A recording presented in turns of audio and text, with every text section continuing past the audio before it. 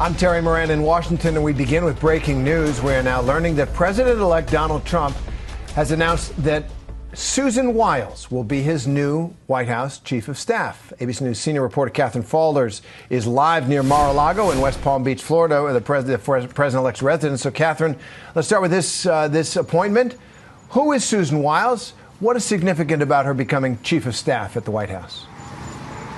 She has been, Terry, on this campaign since the beginning as one of the leaders of Donald Trump's campaign. She is known inside the campaign as somebody who is in the background, is quiet during meetings, doesn't raise her voice, really attempts to facilitate all of the right people being around the president-elect. So that's essentially what she's known for. And she's honestly going to be the best or the first woman White House chief of staff. I think that's important. I think she is the first woman White House chief of staff. And many Republicans, in Republican circles, there's been chatter that she would be the best pick for this job. Of course, there's all sorts of jockeying, lots of back and forth, but it's significant, and it's sending, at least what the Trump transition team is trying to do, is send a message that by appointing Susie, the chief of staff, the next chief of staff in the White House, that somebody who's been in politics for a long time, they want to posture, at least while all these different names are being thrown around for cabinet positions, that she will be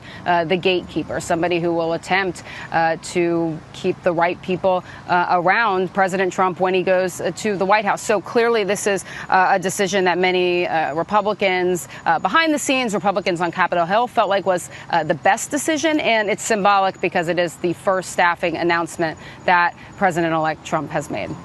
And you describe it well. It's an enormously powerful position, the gatekeeper to the Oval Office. There have been chiefs of staff over some presidents kind of take advantage of that. They let information and people go in that they think that agrees with their ideas.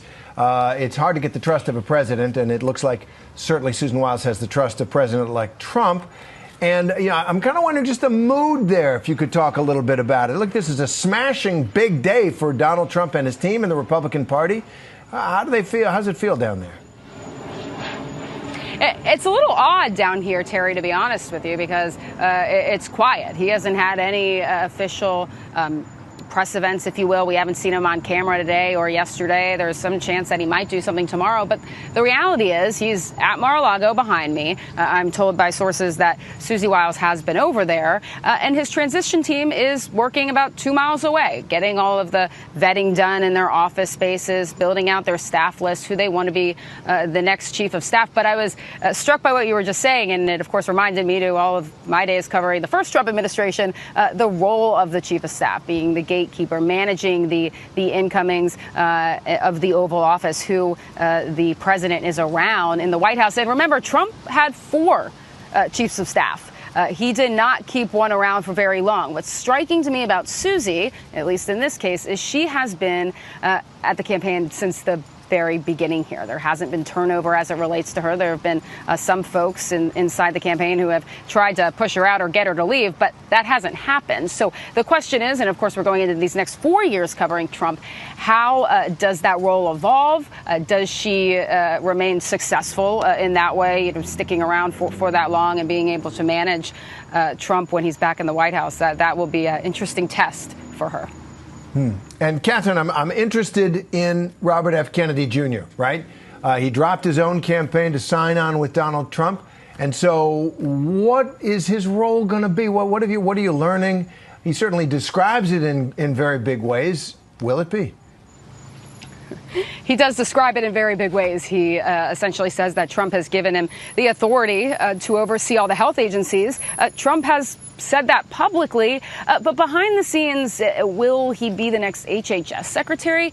I don't think so, but he's weighing in on who that person should be, who should be in these top health roles, essentially running the government. Now, what role is that for RFK Jr.? I don't know, but what's concerning about that is he's been over here. He was one of the first people, Terry, at Mar-a-Lago with Trump after he won the election. I'm told that his team, that he was over there again today. So he's clearly having an influence. It's concerning to some, some who view his views as radical, frankly. He has been known to push some conspiracy theories on vaccines. He's a vaccine skeptic. Is he recommending people for jobs like that? So that's what's raised alarms behind the scenes among some.